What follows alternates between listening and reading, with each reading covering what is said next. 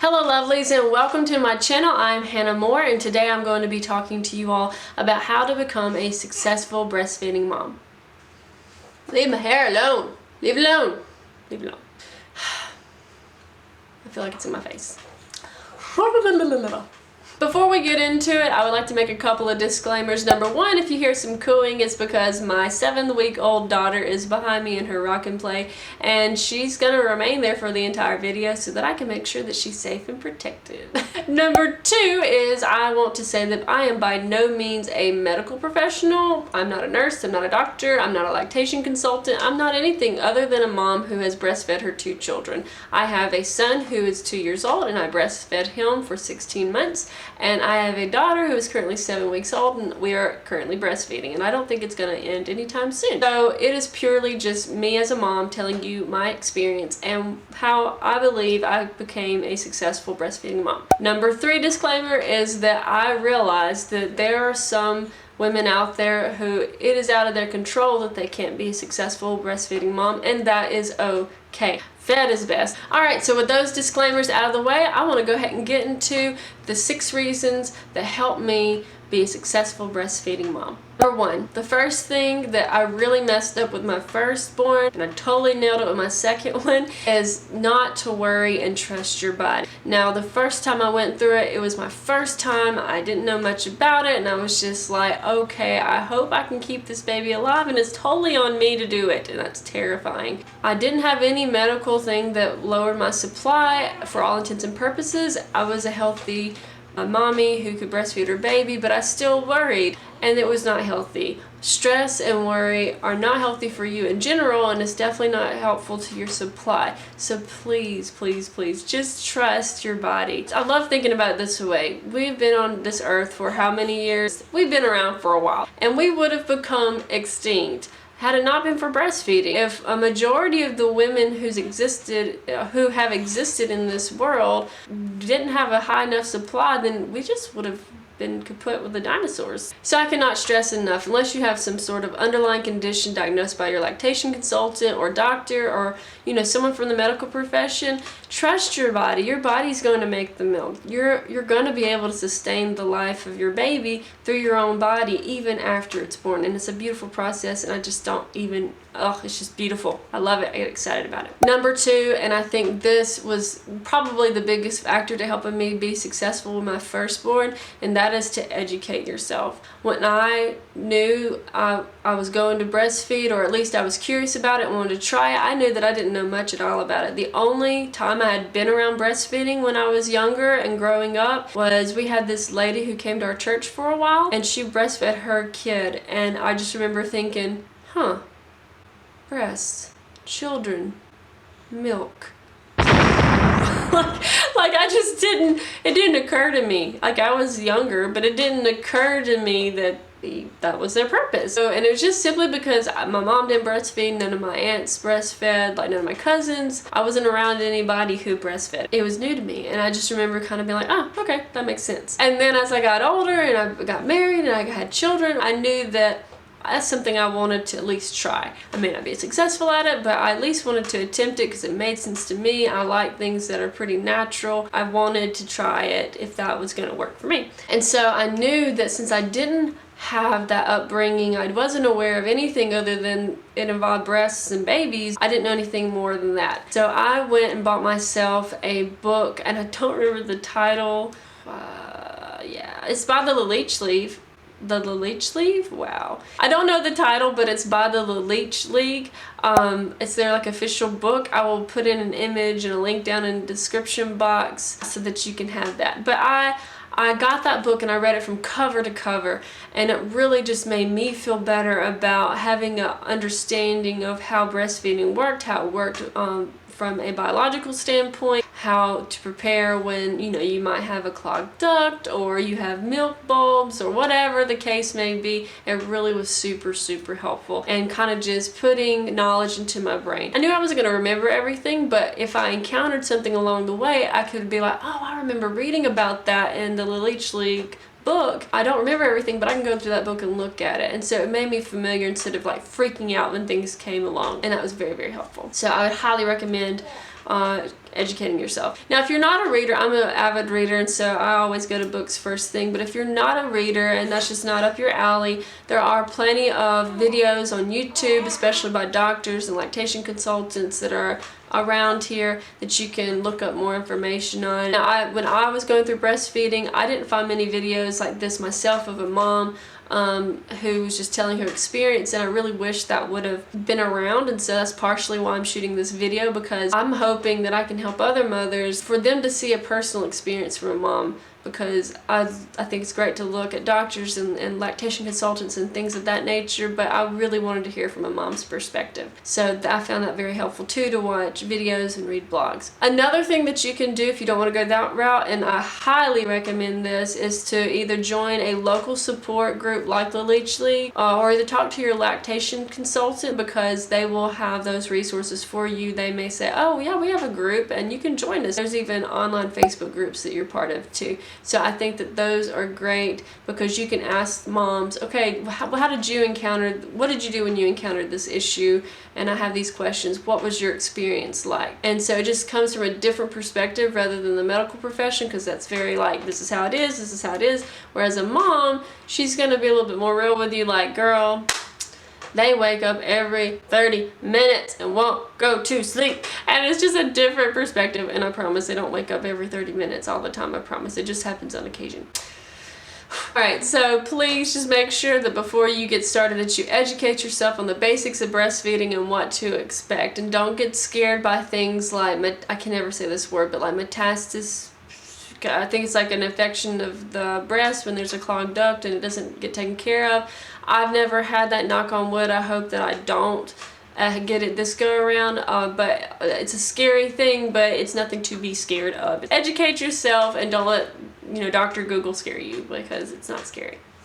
Alright, number 3, and it kind of goes along with the whole Leech League thing, is get you a support team. Now, I'm not part of any group locally, just simply because I work and I can't go when they have meetings. If I could, I probably would have joined them, but they're during the day. However, I have a phenomenal family who's super supportive, even though none of them have ever been around breastfeeding. When I told them, I was like, Mom, Dad, mother-in-law, father-in-law, husband, whoever, whenever I was telling them, I was like, I'm thinking about breastfeeding, what do you think? And everybody was like, sure, go for it.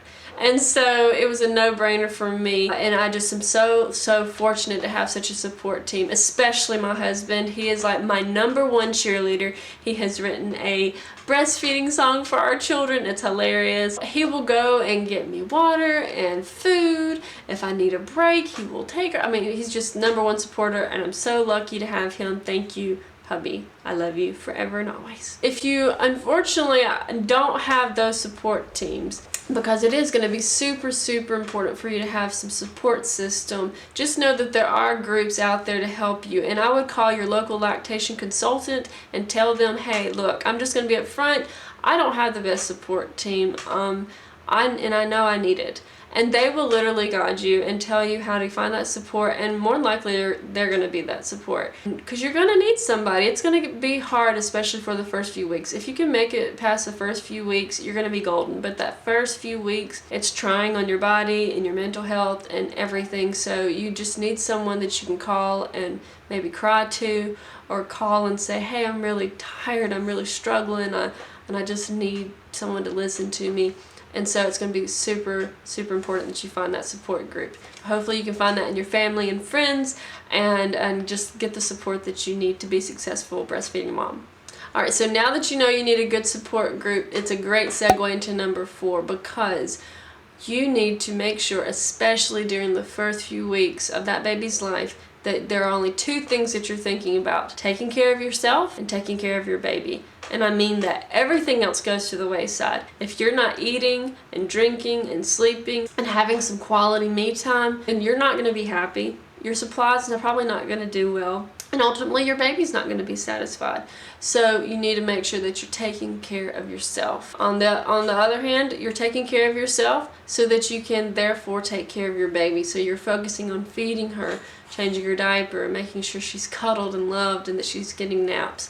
And so that is your focus, especially for the first few weeks of the baby's life. So that's why it's super important that you have that support team, because I'm telling you, there's some mornings where I was like, I cannot, I'm going to feed her and she's not going to sleep, and I just need someone to hold her while I take a nap. And thankfully my husband is that person that I can do that with, and he's such a support. But you need to make sure that you're just focused on that. Forget the laundry, forget the dishes. They're gonna be there, and if you're in your house, you can just go into some dirty clothes. It's really not that big of a deal. Just make sure you're taking care of yourself. For me personally, I did tell my husband, look, a stressor for me is a dirty house. I really need you to make sure that you do the bare minimum. You keep the dishes washed, have some laundry going, allow me to take a bath, and all that kind of stuff. Because for me, those are really big stressors. And that's how I'm going to be able to relax, is to make sure that those things are clean and out of the way. For you, it may not be a big stressor. And again, if I didn't have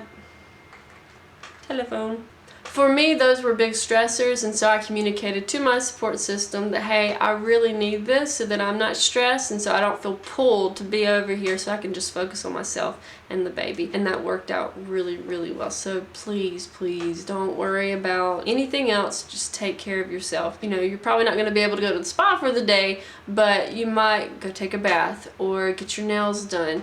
Please make sure you're eating, and eating on a regular basis. You're going to be hungry, girl. You're going to be so hungry. It's crazy how hungry you get while you breastfeed, and you just eat. You just eat because your baby's hungry. You got to produce the milk, and make sure you're drinking plenty of water. So take care of yourself, for you, and more importantly, your baby.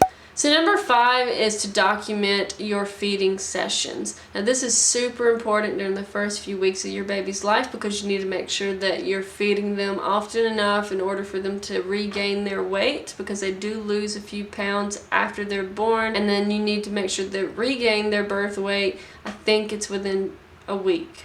It may be 2 weeks, but it's probably a week. And on top of that, you're going to forget. Like, if you're not marking it down, you're so like sleep deprived and so focused on other things that you're not going to remember, did I feed them at 4? Did I feed them at 5? Or did I feed on the left side or the right side? It gets really perplexing. Don't complicate it. There's plenty of like printable documentation logs for breastfeeding online that you can print out. Honest to God, I just used a simple notebook. That's all I did. Alright, so that leads us to my last and final advice on how to be a successful breastfeeding mom, and that is to understand supply and demand. Breastfeeding works simple. It's just a supply and demand. If my daughter takes out 5 ounces of milk, then my body's going to produce 5 ounces of milk later. If she takes out 3 ounces and I pump some more, maybe 2 ounces, then it's going to make 5 ounces later. It's as simple as that. That's why it's important that if you skip a feeding and you give formula, that you pump during that time so that you don't lose your supply. For example, I went to the Blippi Live show with my son last Tuesday, and I pumped while I was gone, while my parents were watching our daughter, but I did not pump enough. I pumped maybe an ounce on the way there and a couple of ounces on the way back, and I really in reality needed to have pumped at least 5 ounces, if not a little bit more, and I didn't. What happened? The next day, my body did not produce as much. And you might say, what happened? Did your daughter not get enough food? Well, no, she did. I just knew that next day I needed to make sure that I fed her as often as I could. Now, when she was drinking and she didn't supply as much as she normally got, she got fussy. I knew, just had to calm her and make sure she was settled until I gave my breast a few more moments to recreate that supply, put her back on, and it worked out a way. Now I had to feed her more than normal because I'm building up that supply. Even if I'm not producing anything, that sucking motion lets my body know, oh, okay, they're wanting more milk, and so my body will produce more milk. And it takes your body about 24 hours to kind of get back to where you need it. And so just you have to have some patience. It's not going to happen overnight. Sometimes it takes 48 hours. It took me about almost 48 hours this time to get my supply back up to where it needed to be. And I know you're probably going to see, drink this Gatorade or drink this tea or eat this cookie or whatever, and maybe those things do help, but I personally think it's hogwash. That's my personal opinion. I truly believe that if you stay hydrated, hydrated. If you stay hydrated and you pump often or you feed your baby often, then that's going to keep your supply up, because it literally is a supply and demand situation. Alright guys, so those are the 6 things that helped me become a successful breastfeeding mom to 2 babies, and I hope that those things help you as well on your journey of being a breastfeeding mom. If you enjoyed this video, please give me a thumbs up. It will let me know that you enjoyed this video and that it was helpful, which would be so cool because that's why I made it. I'm hoping that I'm helpful. And then also leave a comment if you're a breastfeeding mom. Maybe you have some suggestions too that you could say, hey, this is what helped me become successful. Or maybe you're a new mom and you have some questions. I would love to respond to your questions below and to help you with any questions that you have in regard to breastfeeding. And then also, if you'd like to see more videos like this, please subscribe to my channel. Thanks guys for watching, and I hope you have a lovely day.